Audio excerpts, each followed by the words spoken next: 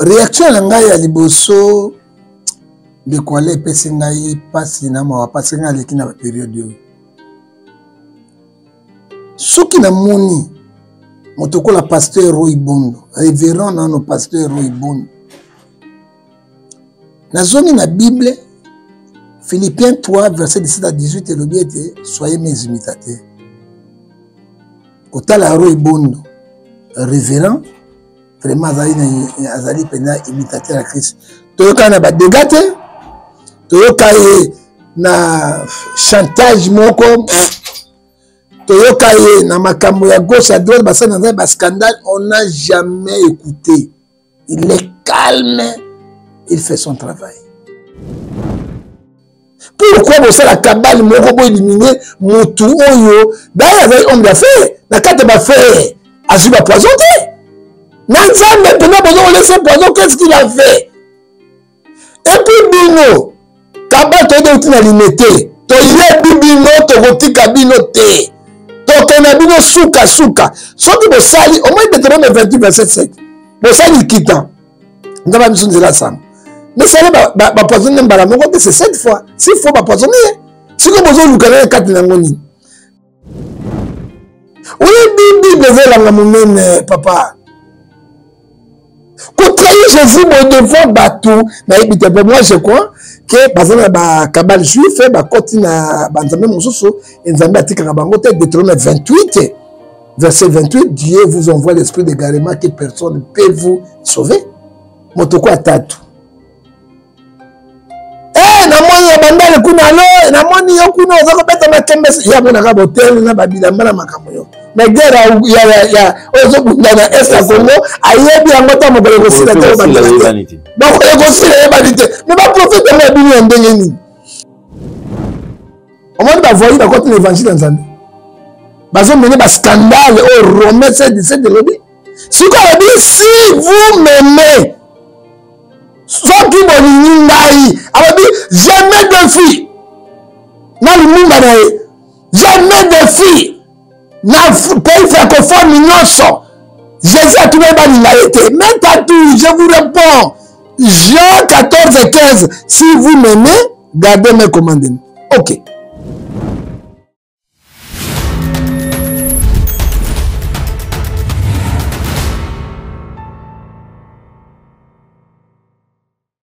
Vérité et réalité, votre magazine. Mesdames et messieurs, vous nous suivez sur Nouvelle Tendance Télévision, culture d'excellence au rendez-vous également sur Ngefa TV parce que ce sont nos chaînes. Si vous n'êtes pas encore abonné, allez vous abonner rapidement. Vous nous suivez également sur Nouvelle Tendance FM, Nouvelle Tendance Télévision Web. Vous pouvez télécharger nos deux applications pour ne pas rater tout ce qu'on aura bien sûr à vous proposer. Comme vous le savez, parlons de la Fondation Ndélé au cœur de la nation ainsi que l'orphelinat Famille du Cœur Christ Rédempteur. À travers cette opération, vous êtes sensible aux cris des détresses, vous voulez soutenir les orphelins, le veuve, les démunis. Pensez à cette structure et certainement Dieu va tous nous bénir. Nous parlons en images et on se retrouve tout juste après. Tango nyonso molinganga nazalaki komona baninganga na baboti na bango. Nanga ba parents bazate vinanga pasi. Est-ce que koko fait la baboti ezali sumu? Kozanga baboti est-ce que ezali sumu? Voilà, na ko pesa bino message. L'orphelinat Christ Rédempteur. Et ana posa lisungi na bino. Tala musala munene zo sala pona bana. Tala musala munene sala pona bana oyo. Mokile tiki ebwaki.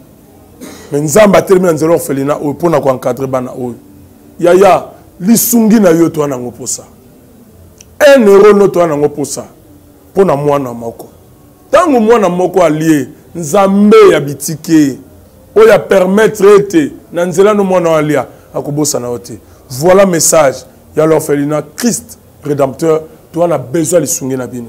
Ba numéro za na se kota contact na biso assistance na yo et aux lisungi pona bana.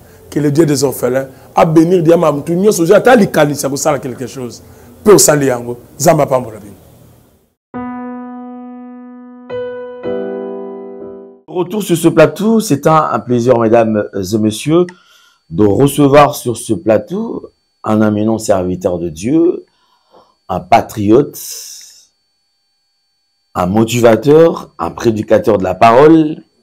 Et également, j'aime quand même ses casquettes. Comme vous le savez, un homme de la vérité qui ne cache pas la vérité, c'est que les autres pensent tout bas ou disent tout bas. Lui, il est dit tout haut et surtout sans crête. Ngefa, une autre invitée. Ngefa, bonjour et bienvenue. Bonjour DG Alendele, que mon Dieu vous bénisse. Atato kabona ki na njoto mwa mikole belé, mais tozaki na bomoko. Amen. Et l'autre yé pour la koloba vérité c'est vérité. Mais je prends Dieu témoin, Jean 14, 16, 6. Je vais dire la vérité, rien que la vérité. Merci beaucoup. La vérité, rien que la vérité. Alors, Ngefa, sinon quand même, tout le bélanan touche sur santé na yo. Effectivement, non, tu as appelle-moi belé. Je comprends que bande comme ça balanda qui moi kala ou soit va y quitter que zala qui quand même le gars qui n'a moins temps il y a pas si mingo bela qui moins temps mon laï. Alors santé si comme une évolution santé na. Bon, évolution ça va mon 15 ambe asungi nazaki na gravement malade avec un cancer à prostate et puis na mitema mabe kata mon président ya mbingai na komi na contact na mokonzi mboka c'est là oyo mabe côté la kingai mingi. Mais Nzambi wazali Nzambe na dekaki na période moi-même je connaissais que na kobikate mais j'avais dit à Dieu na dikamomoko na lobaki na Nzambe na Prophète 14 verset 13 Nzambe akanisa misala na ngai na zalaki na sali un mois na zosuba makila après makila na keko saba examen ko lek na mbongo bila ba 12 000 13 000 dollars grâce na mbongo chef d'État pesa ngande sungi vina ngai na Nzambe longo ti na komi na cancer bandi wapi euti wapi ba tentative ya poison ezaki belé des jours musuna ina yo a pesa nga anti poison c'est yango nde daki ngai parce que ezaki pe na kati na ngai na yaki awa na tunyo me ale ndenge nini DG mena na ba biloko awa poison makati anti poison au pesa ngai vraiment c'est gratuitement. Et kutaki ba 80-100 dollars mais bien mutu na Nzambe moyo ke nezate parce que okoko na zwaki yango no ya komela et sungaki ngai mingi alors biloko musu zaki ba intoxication pas biso ba toi yesu balinga ite Galate 4 verset 16 à cause de la vérité pe biso de tango eloko eko diminuer yango et to gana ba prière ti na banda ko pola misialin na vandi boye maman mona ki mo ete bon comme kanga na chambre alinga su bana ba mona ngai te. C'est ce que bana soki ba moninga alors moda zaki mai parce que avec papa zokende alors nzambo to sambelaka nzambi ya roi bondo o to sambelaka papa na bolingo et j'ai loué les médecins ko louer médecin ba spécialiste ça coûte combien loboko moko ngai na nzambe à part yango na mona ki pe révérend idaki ngai na yaki pa na bino awa idaki ngai mais na mona roi bondo te. Moi, je n'ai jamais vu Roy Bond dans mon athée. La Kénérème Balamoro en église, n'a coûté naïe, mais bah ça n'a pas calme mon corps, même la présence de la Bible, les Arabes, bon. Quoi, sorry, beauté, c'est vous savez le mot côté. Mais il y a qui penga ina kati, ti na lali mokolo moko boye et docteur bazali diaban bazali premier médecin taille makambona bafumangani. Ye azala spécialiste na bafumangani motaleki awate. Azaka moko atikaleka kaye. Aïko tala ngai bana pesa conseil à liwa ça dit quoi la côté na Irène il a ce cancer tout est généralisé donc là il y a zaki professeur alors bien non la médecine me permet de pousser sous na côté na biopsie za nini ba ko kata yo ba ko tia machine na sena yo ba ko kata misuni ya nzoto na kati ba kata ngai 18 et j'étais mourant alors bah quelque ça examen awa eke na poto bah ye et avant yango une semaine quand on a lobi mobuta ko fa na prostate cancer ko ça la 3 mois 6 mois une année Jacques Chirac abani ko préparer nga na liwa parce que avec na kisa ça c'est là la zone là qui avant biopsie et pesama les témoignages monene et seulement na zone qui et wana déjà na bandi kopola. Ça dit quoi so kwa mutu na ngata talent okota na chambre to na pembeni na ngati abani ko sa siko biloko nyonso si place alors biloko ngone bi manini biloko ya mabe ya purité poison nini ngana lia ilikamoni na salaki la vie, hein. Bible, Biso, na Matthieu 10, 15 à 16, je vous envoie les brebis au milieu de nous, soyez prudents comme les serpents. Alors, Monsieur Alain, on naï, le reste, on a mis maï, pas na yo, bona, sur na yo. Abana, na basombe, na sur na directeur na yo. Ce qui était na omélatane. Attends, na kewa, puis na matang, na romiate. J'ai subi ça. À cause de la vérité, na boulam. Alors, tango, biloko nesilaki et je commence à pleurer moi mbongo so pesa ngam moke na motambongo pesa ata $2 na église 500 francs 1000 francs même so mon église bato batondi mais 20 000 na komisa mbongo bato pesa ngai oyo bino bale bozo pesa ngai o révérend Roy Bondo akosunga ngamba mususu na yawa na bani ko pesa ba pauvre nzambe na kufa misala malamu et quand j'étais là à ce moment une semaine à mon livre mi balé bimi livre de vie, livre de souvenirs, dans un livre de souvenirs, boy. Alors, je te remets la zone de la vie, contenir la vérité qui nous m'a colonné. La télémie, la ébissé maman, et situation est bandit qu'on génère, bandit qu'on bombe à un moment. Ma souba ma kiné kati. Ça dit quoi, les médecins sont ces Dieu qui guérit. Et ça dit guérir, hein, moi la personne est en haut, oh bandit, on y a des choses, n'a pas parce que n'a dit mourant. Mais au moins, n'a zongi boye. Pe la zone planée na salakate na zali déjà moura. Hein? Alors, tango na bandi ko chanter et to zongi pour la dernière nini. Alain aoza motana nzambe, oza nani diwa babangaka. Je commence à travailler parce que premier spécial professeur a émissionné déjà qui oza na cancer, biopsie, cancer généralisé sur de 6 000 mikoa partout. On a motabika na ngote. Et tant on a eu pour la dernière réponse, la biopsie bini babengi ngai na kimi na okota na toilette kubanga ezwi ngai na ki okima na toilette baluki nga ah jo mo MC mama abi mobali na mwana ya kota kiao abimi kuna te mama okutanga na toilette kuna na osela ko mote mena so banga liwa abi papa tokende tokanzana et nous sommes arrivés chez le médecin pas professeur à la bête ba oya abimisi yango je n'ai pas le cancer porté disparu.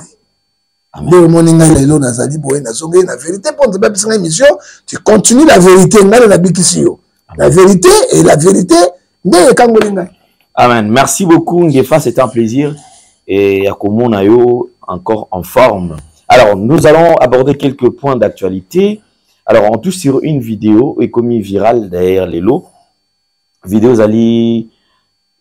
où tu vas comprendre. Il y a une petite vidéo où tu vas filmer, c'est-à-dire que Batu Oyo, empoisonnant Pasteur Roy Bondo, que nous saluons en passant, et en même temps, tu as dit que c'était un bon rétablissement. Bangonde va filmer, donc va filmer pour Nanini. Je suis en train d'analyser.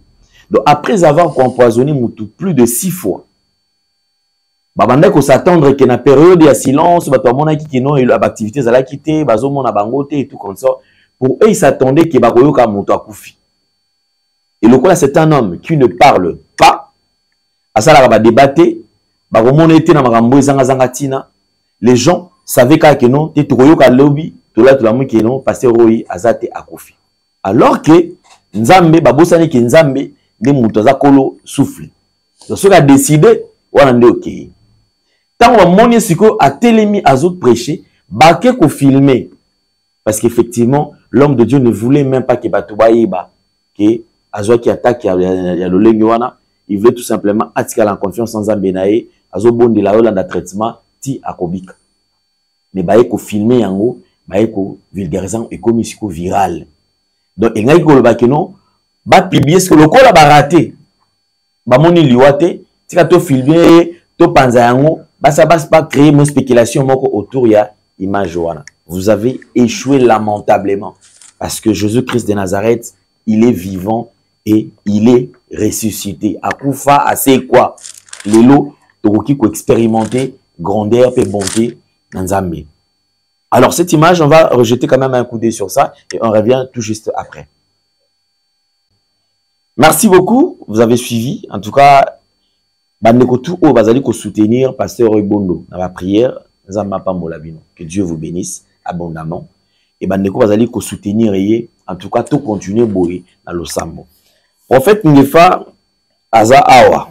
na moi bato ando ba que non bo benga pe prophète Ngefa parce qu'il a une expérience à makambwana prophète Ngefa otali ba vidéo mosali na Nzambe azalaki touché azalaki empoisonné réaction nous aligné à côté la ba image ko bon réaction na ngai ya liboso de quoi les pesi ngai pasi na ma pasi ngai leki na période yo soki na moni motoko la pasteur Roy Bondo révérend na no pasteur Roy Bondo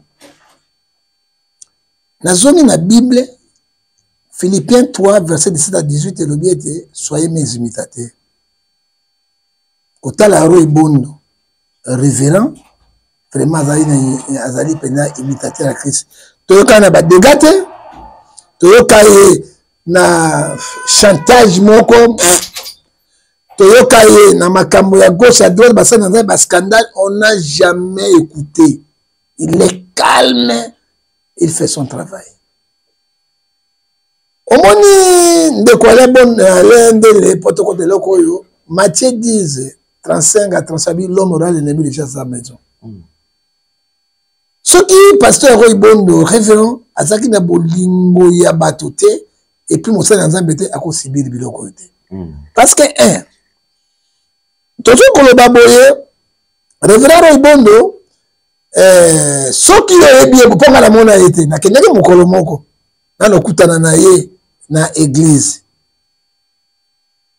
mais nakotaki te bana wana basali bakala yango balingaka oyo akoyamba c'est bon komona moto lokola révérend Roy Bondo soki Nzambe a livré ye na mort tokoba Nzambe wana aza te parce que azali papa moko ya bonne œuvre moi je n'ai jamais vu Roy Bondo mais bakonzi nyonso ya république nazalaka na bango mais mokolo moko na ye na émission alendele anaotambola Mercedes oyo nini bapetio bawewa bazofinga ngai kabibi awa il appelle alendele moto na Nzambe azotambola bo mpona nini tokei na alendele azoloba oyo akosombela ngai car de lix wana marque X non ya nouveau modèle climatisé secteur oyo nalobaka yango te mele na ngai loba bolamu ya moto et bonnes œuvres ne recoupent devant Dieu Apocalypse 14 verset 3 mais avant na matarango ala sipendre ngai déjà toke botabi camion yango oh makambo nyonso na gumba maki na bonda epona ye ezongamba na tukusamu na zango il a aidé beaucoup de gens pourquoi bosala kabali moko bo éliminer mutu oyo d'ailleurs homme d'affaires na kate ba frère asu ba poison te na Nzambe pena bozo laisser poison qu'est-ce qu'il a fait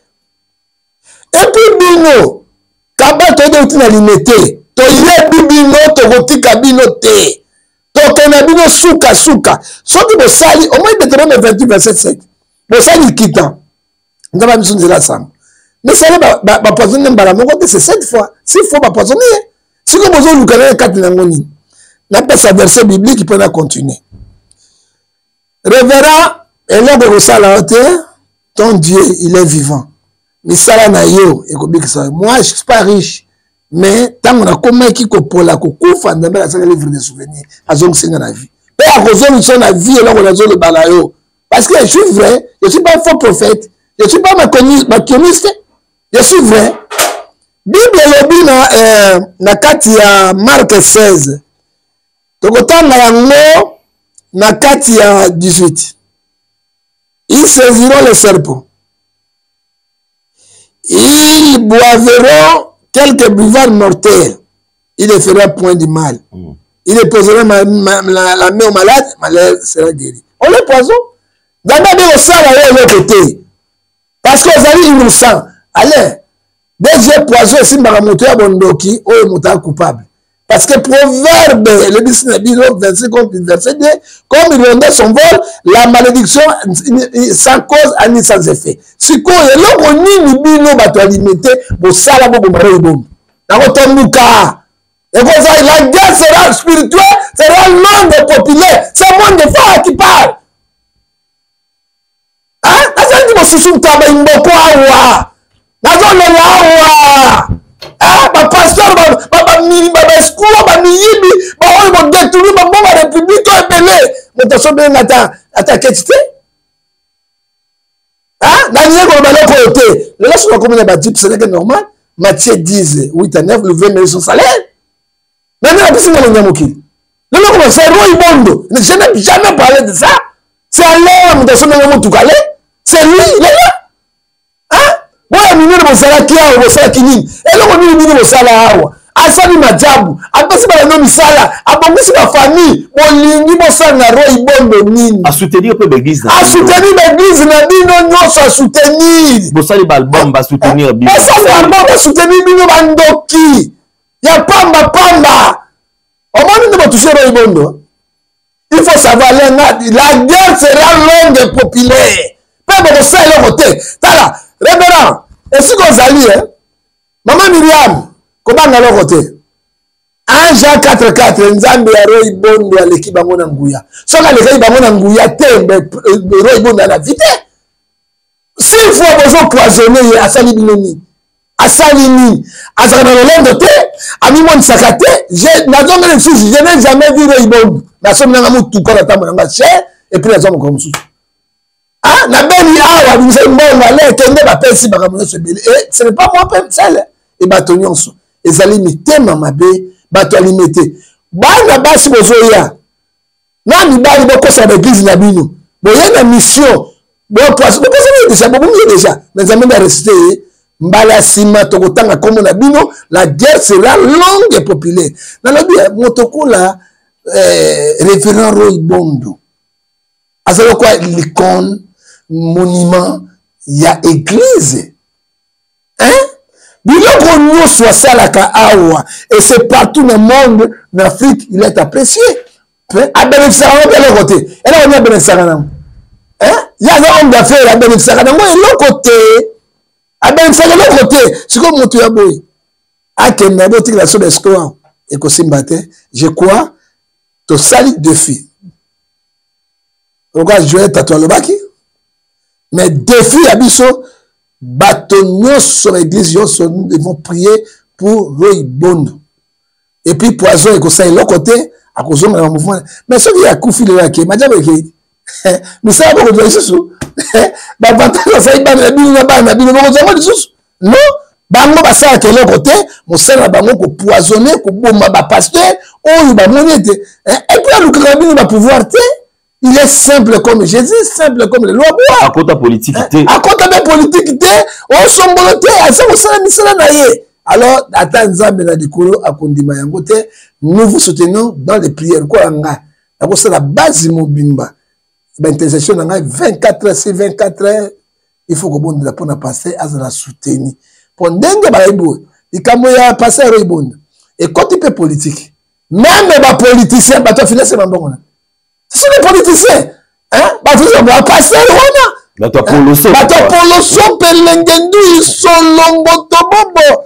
Ah, Botika Roybonda Vanda na yo, Tika Nzambe Katali Kambo na ye na bosembo. Boko kate, parce que Nzambe nango.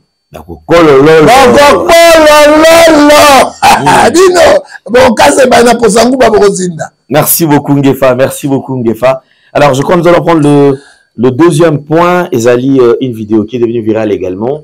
Ezali vidéo à prophète Joël Francis. Je me pose cette question. Qu'est-ce qui se passe là, Joël Francis? Apparemment, moi ma capsule qui m'écoute, il faut qu'il au moins salama ou que la salle qui batou balobela. Joël Francis qui va défier le monde francophone, disons que dans le Nouveau Testament, il n'y a aucun verset où Jésus-Christ est en train de demander de l'aimer. Je ne sais pas. Sur la zone qui tend, il y a autant à l'étude de la Bible, il y a autant à la Bible. Et c'est la zone qui tend, il y a autant à Bambiaka, parce que même l'évangile, patriarche bazali. C'est-à-dire que tout ba oumeli, ba yebi, ma bonzami, une expérience bayali. Au lieu de prendre d'abord le courage à défier le monde francophone, même dans le monde francophone, effectivement, tout le monde l'accès qui est non, à la connaissance moquée, tout a la connaissance approfondie, il y a écriture bayali. Ou ils ont qui captent 3 ans, on a besoin de ça la buzz, ou soit ils allaient continuer dans le monde de Moussoussou et comme ils ont sa bango, enseignement Moussoussou.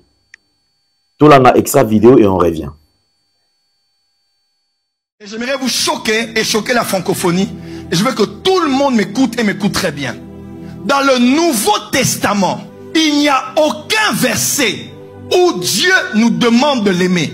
Bon, prophète Tatou, je pense en réalité, pour être honnête, que vous n'allez choquer personne dans la francophonie, à part des gens qui n'ont jamais ouvert une Bible de leur vie. Mais vous êtes malgré vous l'exemple en fait de ceux qui prêchent les miracles et les prophéties et en fin de compte qui s'éloignent de la parole de Dieu et qui finissent avec le temps par prêcher complètement n'importe quoi et s'éloigner du message du Christ et de la Bible. Et c'est là qu'on va voir si dans les commentaires les gens sont de bonne foi, s'ils préfèrent soutenir leur papa spirituel, même s'il a tort, ou alors de soutenir la parole de Dieu et le message de Jésus-Christ. Alors, prophète Tatou, vous êtes peut-être habitué effectivement aux foules qui vous applaudissent, peu importe ce que vous dites, mais il y a quand même des gens sérieux qui lisent leur Bible, et oui, c'est vrai.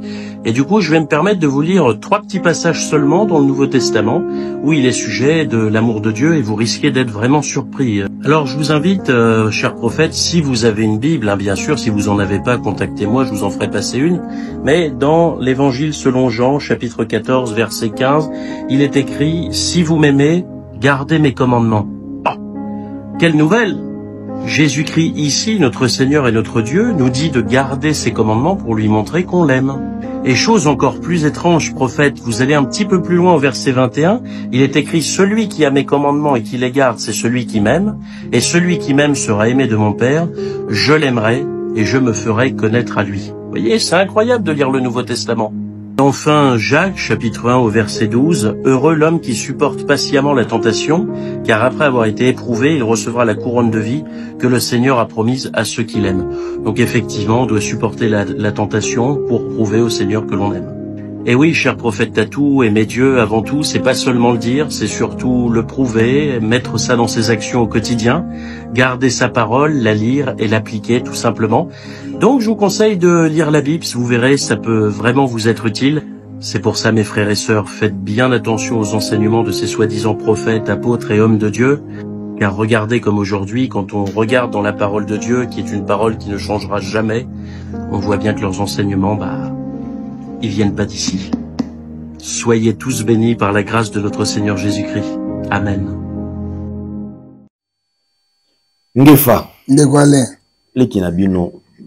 Qu'est-ce qui se passe? Nini les sous? Epesi ngai mawa. Epesi ngai pasi mingi. Oui, bien là. La Bible a tout parlé, mais la autres sont les versets. Non, soit. Oui, matanga nous. D'ailleurs, pour être un prophète, il y a la Bible, aux prophètes et aux apôtres. Philippiens chapitre 2, verset 8, nous sommes fondés sur les enseignements des apôtres et des prophètes. Et Jésus-Christ est Pierre angulaire. Ça veut dire quoi? Un prophète doit être enseignant.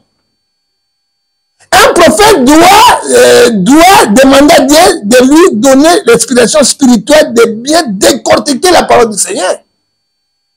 Il y a un prophète de la Tchokolé. Là, le monde a vraiment un. Il y a un bazar à ton diable. Il y a un bonheur, on peut avoir un mousseau, à ce qu'on s'est mis sur la poto, on va dire, bah, tiens, moi, maman, na balate, na mobilité. On compte défier en bête. Bazali est belé. Oui, Bible, la moumène, papa. Quand trahir Jésus, mon devant, bateau, moi, je crois que, par exemple, Kabal juif, continue à Banzamé Moussoso, et Nzambe a dit que Deutéronome 28, verset 28, Dieu vous envoie l'esprit d'égarement que personne ne peut vous sauver. Motoko atatu.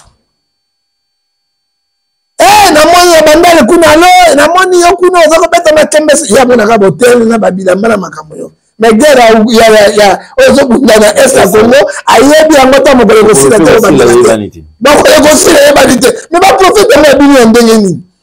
Ale tokei nano na Biblia. Si les faux prophètes, Bible et Bissingaï Nano, na Romains 16, verset 17. Je vous exhorte, mes frères, de prendre garde à ce qui cause des divisions et les scandales dans l'évangile de Dieu. Bon, tu vois, verset dans le Bible, na Romains 16, verset 17. Alors, je vous exhorte, na ABC Bino Bandekonangaï, bon, que Banabato, c'est un scandale, et Banabato, c'est la division. Et bon, éloignez-vous d'eux. Là, tout automatiquement, quand il y a tatou, alors, verset moko biblique comme Nzambe alobi Yesu oyi balingi ete na gobi sa Jean tatu Jean 14 verset 15 si vous m'aimez gardez mes commandements. Au moins ba voyer ba côté l'évangile dans Nzambe bazo mener ba scandale au Romains 7:17 de lobi si quoi lobi si vous m'aimez soki bolingi ngai alobi jamais de filles na lumumba na ye jamais de filles na pays francophone nyonso Jésus a trouvé balinga ete maintenant tout je vous réponds Jean 14:15 si vous m'aimez gardez mes commandements. Ok, ya monaki yango te. Deuxième verset biblique Jean 14:21 elobi celui qui aime mes commandements qui regarde celui que moi que j'aime et celui qui m'aimera c'est lui qui sera aimé de moi et mon père l'aimera aussi. Et ça dit verset 9 donc il y a Jacques chapitre 1 verset 12 et l'homme qui supporte la tentation car après avoir été éprouvé il recevra la couronne du Seigneur et c'est celui qui aime. Yango balobi yango hein mais lobi nini moko ezate o Yesu oyiba linga ete na kata Jean 14:15 lobi yango Jean 14:21 lobi yango Jean chapitre 1 verset 22 yango moni na mona ko même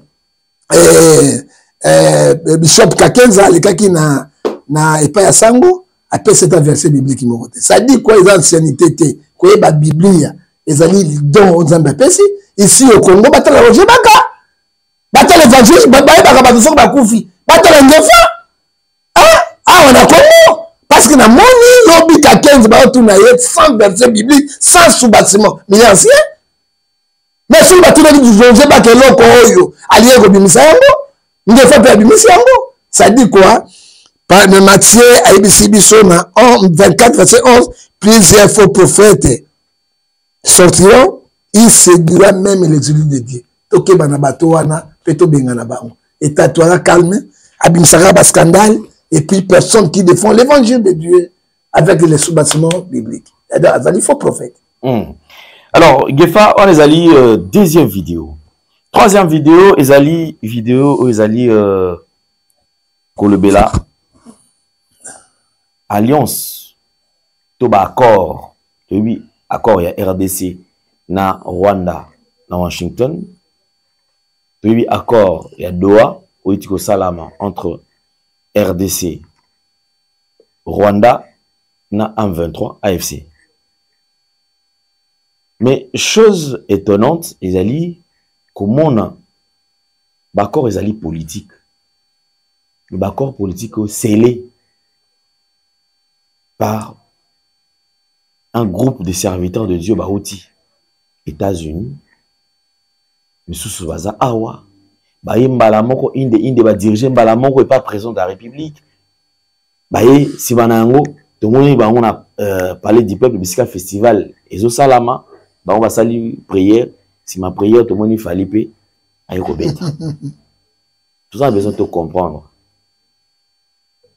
Et ben nini ba accord politique au tobi ke makambe belé na cesse se passe pas nango mingi te ben perfection ezali tout le monde a maramba nganga nzambe ba ya kota ko seli maramba ba accord nous ali prophète malgré bien que vous allez qui peut inviter te na habité la manifestation à boye bino vous allez rater apparemment vous allez reconnaître ba to za reconnaître ndenge nini ba ba prophète pe na mboka na été mais total d'accord hein. Accord to signaki nano na tobandaki na Doha ezalaki il faut que c'est la spiritualité qui domine physique. C'est pas la physique qui domine la spiritualité. Nyonso ça ma butu na bondoki. Na ba china biloko nyonso. L'accord à Doha tango bakendeki ba rebelle Nanga Kabila Bisimwa basengaki 8 ans. Parce que bazwa et comme on a payé au ya la gestion ya donc mon fédéraliste et gouvernement za bololeta lobi nieti intégrité territoriale et l'objet article 63 il y a constitution net et kolongwate et maître te boutaki na Rwanda habite bomai na Uganda bozonga na Uganda bali basa sur ba mixage na brassage parce que ba compte ça lisusu bato ya kuku de nom d'Agame sanguinaire avec Kabila Jean-Paul Mumbere Kabila ba ko bomba biso lisusu to lobino ba Rwanda bazonga mboka na bango biso tika na kati na biso to luka o ya vrai congolais to ba ndeto kusala o bazate bazonga mboka na bango to kana accord basinyaki ya États-Unis awa ya ministre affaires étrangères na biso pa ko luka pe Tshisekedi cherche la paix il a son armée o bazane efficace asobe ba minduki makambo to ko fudre na Rwanda ke na yango mais aboysan to ke na kimia to zoyam to ebete Gagame akoboya koro oyo Gagame azali malhonnête c'est là à cause de la fin il y a régime il y a Gagame à bientôt parce que biso to kobundana ba américain longo to neutraliser ba rebelle wana to neutraliser au pouvoir sanguinaire il y a Rwanda maintenant kokamwa qui pavi kazao sinon kimbango azao église de noir ezali awa église de réveil ezali awa wana l'église ya bana mboka le c'est bagage d'infériorité siko bobenga bango mindele baya kuna ba américain baya bango bana kimi na mboka na bango moi je n'arrive pas à comprendre le Congolais mais qui sont les grands ici ngai mukuna ngai kakenza ngai boy siko bakotisa arbe kakenza parce que ça c'est un archevêque métropolitain il y a église de réveil ya ville ya Kinshasa bokomi likunya na yete ça dit quoi? Pourquoi nous sommes de sanganité? Allez, babengi Kintoadi, babengi église de Noir, nous sommes en moko, babengi église de réveil, babengi catholique protestant, basanga église écuménique pour la Congo te pour ni. Il faut que mindele, on va coloniser biso babeta bakanda fimbo. Na côté ngonga titi bakanda kufi na bapote ngonga vraiment. Bazonga juste wawa. Et puis quand il arrive, bagage d'infériorité l'exception de la président de la République. Biso n'est pas président, n'a pas courage, n'a biso, n'a pas wananzami, directement pas président. Pourquoi il y a président de Bandoki Boye, quand c'est kuna, bah terroriste, bien organisé, parce que prêt à parler présidentiel, parce que Boye nous cadre le côté. Est-ce que ma Congo peut être spirituel? Ma Congo peut être Congo, il y a somba minduki. Qu'on avait mémoire de soldats. Peuple a éveillé pour salir intégrité territoriale et menacée. Donc, le machin de bataille, c'est fini. Bah, il y a un million qui est pour un festival. Magodozo binakuna, kanga magoda, paka, bango pe bazawan. Fali aye, petit fali aye, diki, le monde a compris diki. C'est quoi? La Bible dit dans le Amos, c'est toi, deux hommes ne peuvent pas marcher ensemble, être convertis. Mes chers frères et sœurs, nous sommes dans quelle spiritualité? Pourquoi? Besoin de reconnaître, bateau na Kabila, on va détourner qui? On va saler qui m'a dit, besoin de se placer, qui est pour embrouiller spirituellement. Or que nous avons aussi des bons pasteurs, on y balé misato, tu vois ça, ma comment peut-on répondre à Mbokanabiso? Jérémie 33, verset 3, évoquez-moi, je te répondrai. Tout ça, c'est mes amis, pourquoi bagage d'infériorité? Mais c'est ce qui est bizarre, que comment on a été. Papa Kakenza bazali kiwana c'est-à-dire c'est comme si on dirait ndeko na bino ba congolais nde bazali ko tia bino à l'écart bazo préférer ki kozwa bato soki na Washington ba ya ko sambela ba le sola RDC je ne sais pas bango ne ba oya na un dieu extra ko bino boyebi ngai extra ezate nzambe azamoko ngai na Roger Baka toleki bango tout Roger Baka bozomona wa boyeba monene nsima boyeba monene ngefa moko tozala kate ngai na Roger Baka na Roger Baka ok lokola batata wana nzambe basanja bango apocalypse bitwa wat 15-16 il ne sont pas ni bouillon ni fouillant ni bouillon ni chaud moi dès je vous mets basanja bango alors bali biloko na bango mbele c'est quoi la bino nzambe andeni mais bouillon le seul Dieu nous avons le seul Dieu il faut que l'américain ba sambela awa ya so wana zali ba bengo ba kabal ba ngo misa gouvernement mbongo et président Batimba c'est mes balais le président Timba ba président on se comment ba ke wala ba pourcentage là-bas est-ce que bazali bazali mais tu as papa Condé le bazali. Et puis, accueillir Moko dans le Sénat aux États-Unis. Je vais montrer même les images. Accueillir Moko, avant même Babilo, Bakoro Salama, Yemoko accueillir dans le Sénat, à solo, il y a un sénateur, à Sambele Pepe na bango, dans le silence, na kimia nyon surtout. Mais bizarrement, na maramba au 5 Sabatouboé, on dirait que tu vas au Sénat. Yemoko papa Condé. Na oui, papa Condé liloba. Yemoko. Mais na Babilo, on est minene ndengo yo. Asanga nzambe to sala mboko bato yo to sala bango ndenge na yinde bale yo mosuna ko panda ka bilamba bona tika butakala boye ona Yesu tala butakala mo na Sénat tala église mo le veto ton sala stade amote papa Condé ton sala yemoko et puis sans campagne ça go bien sans campagne ben bato quel est le rire hein atteindre Sénat partout ataka ba fiche le côté papa Condé alilo mais comme na makambo ya américain baye parce que américain baye na nduki na masasi ba petra biso gadane to ba tie mondungo si ekota ari na munoko to to sala ndenge nini ba pasteur corrompi ngai na kokoma tana nini wana te po bible pexina c'est la honte pour le Congo ba chevêque métropolitain église de quoi ba kakenza bazali ba ko ba kizemina kibila sans puissance aussi bakamati sikoyo nani motali meteki ya nini wana Amos Mbayo il est aussi simple oui bakaite mais la bonne voie Amos Mbayo assez simple comme le les vrais sont là aussi mais 95% sont des pourrités c'est comme américain ba six à guerre dans ton dima tozonga ba balabala pe na Kinshasa te ba donc ça va bien ça dit quoi bazoli na kati ya liloba nzambe ndenge Matthieu 16 verset 18 lobi baïbi libumuna bango mais baïbi spiritualité ezate ezama wamingi mais on a passage ya évêque Konkenza na epande kosango tout le monde y a rejeté le fait que prophète Dodo Kamba nande komoko ba kei ça dit bazali ko assister ba assise ya et SCC na 5 mais tout comme la tour na il y a rejeté l'habité Dodo Kamba so akeko na kena makambo na ye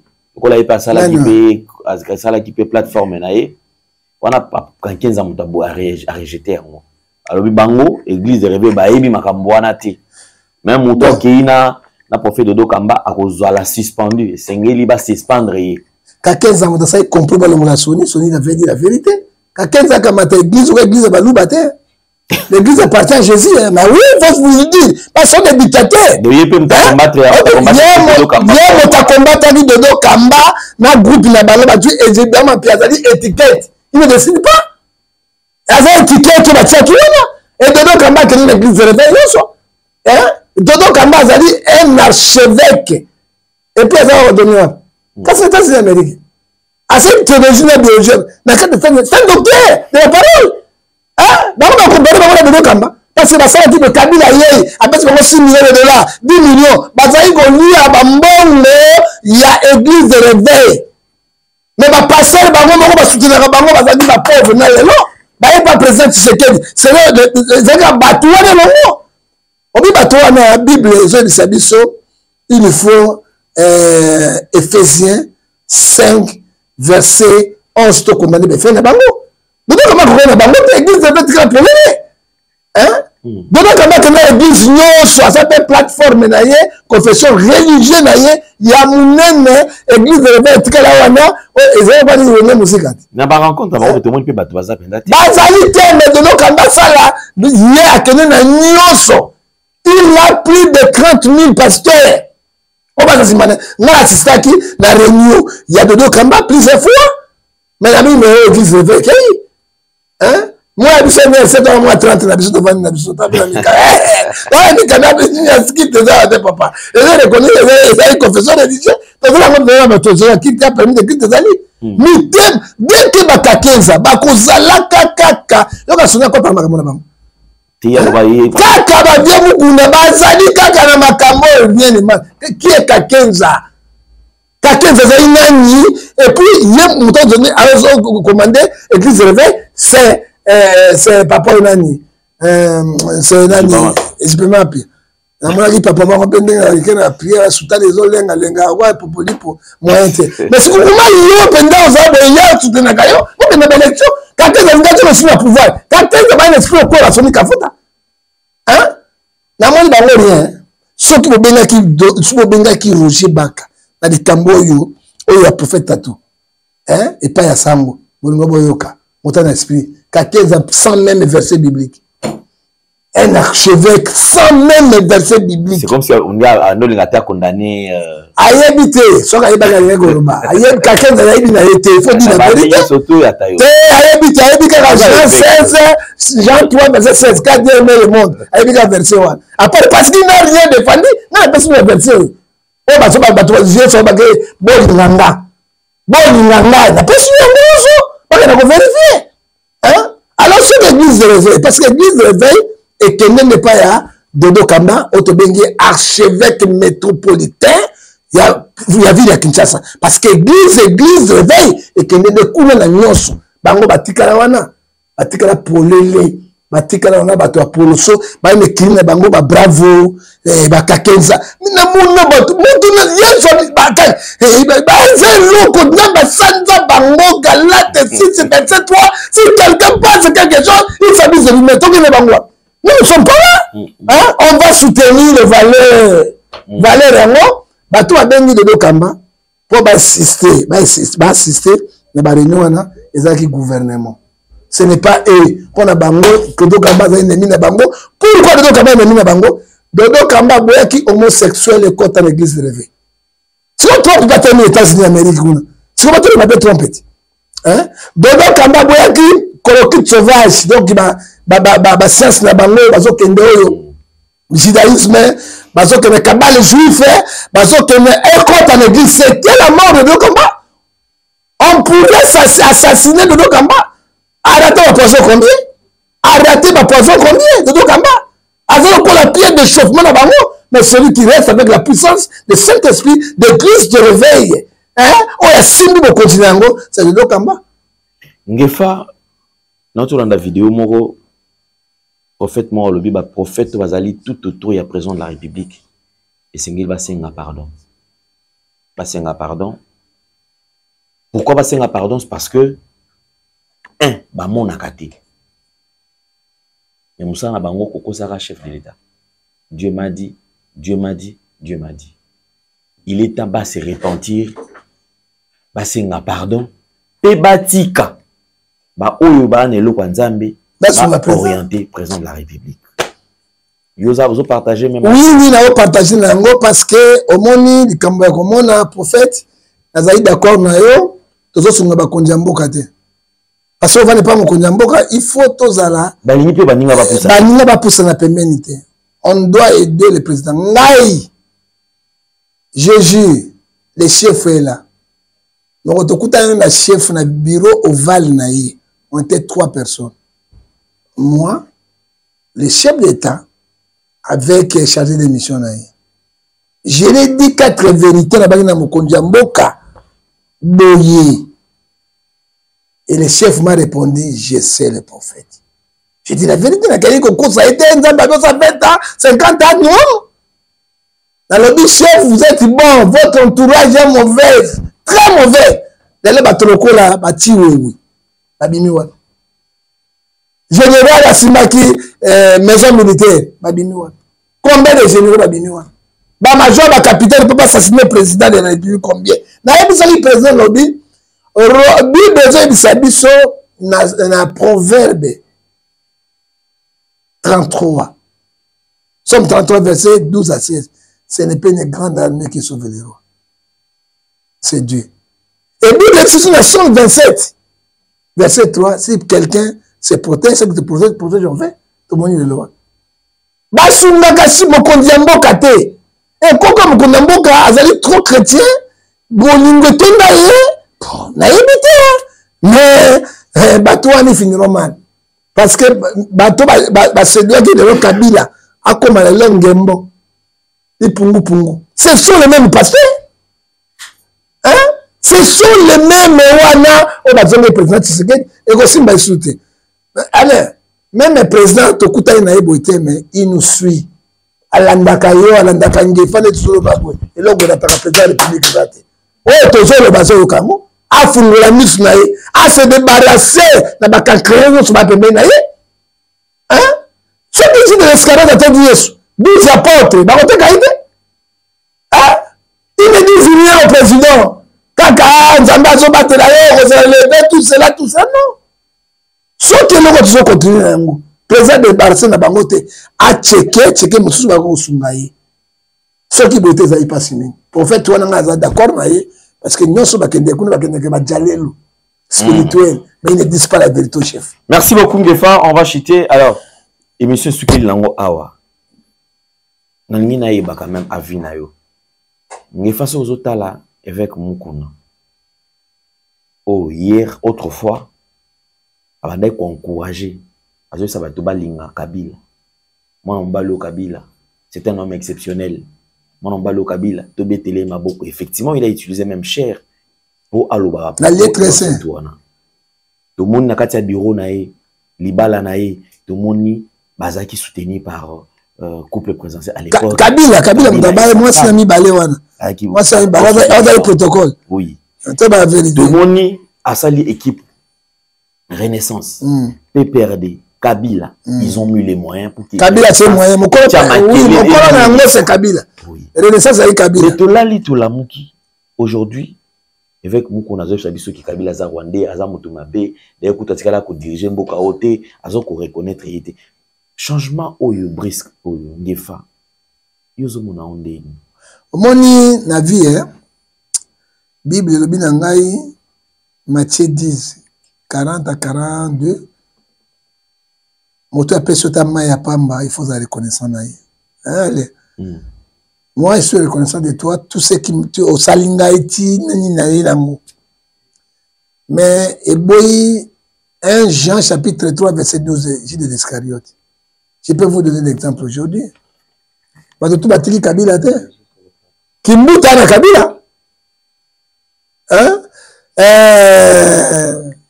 Shadara na Kabila. Bureau de l'Union, c'est la Kabila. Ba reconnaître Boulamo Kabila, Sala Bango, Bazo continue na yango, et ça le dengue na bango. Mais tu vois, na zondi mbongo na Kabila te, na zondi opportunité, écoute na Kabila, na une opportunité, ba réunion ça les ba messe noire, hein, oh batine tout saccagé catholique, j'étais là.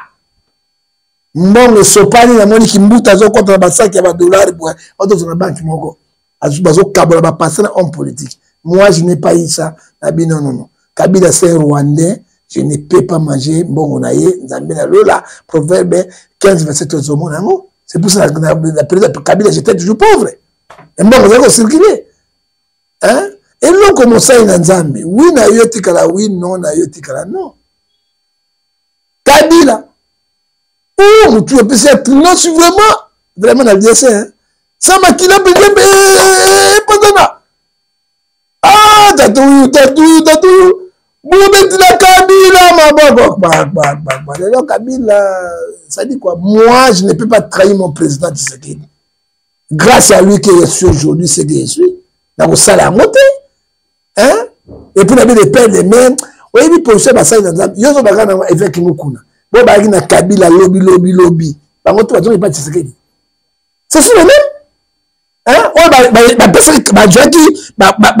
désorienter Kabila. Hein? Oh, tu ne sais pas coup d'état, il y a Kabiso Bassina de Moussou, au coup d'anati. Il y a Kabiso. Oh, Congo, oh, Brazate. Sassou a retourné 2 heures, Sassou. Oh, Lolo, il y a Kabiso. Oh, le bataille. On a vu avec ce poisson. Mais comment on doit défendre notre patrie, on défend le chef de l'État traître partout. Jacques Kaboula, il a dit ça, tu as une émission. Il a acquis 39 millions de dollars en Afrique du Sud. Il coopérait avec Nanga, il coopérait avec Kabila, il coopérait avec Koukoudendo. Il a acquis, alors, tu reçois un peu de maï. Ah, Namoni, Bassai Nanzambe, Bazali, honnêteté. Et puis, Bazali n'a pas trahison moko extraordinaire, Nzambe alingi yangote. Tous en amour à patrie, tous na muru ya mokonzi to défendre mboka na biso mais ba changement ya position ya mabe na monoration mboka mabe koko mikoto do mitayi laki soso na ile lo lobi kuna bali ya na butu grâce à zate ba kundi basala nzambe pambola bango moi je reste avec mon Dieu et moi aussi je reste avec la nation comme pas de la nation pas le président de la République hein. Alors il y a mis ça est-ce que on dit ma motoka tiwewe il peut trahir le chef de l'État. Merci beaucoup Ngefa. Alors c'est par ici que nous mettons un point final. Je pense que tu as commis na souka.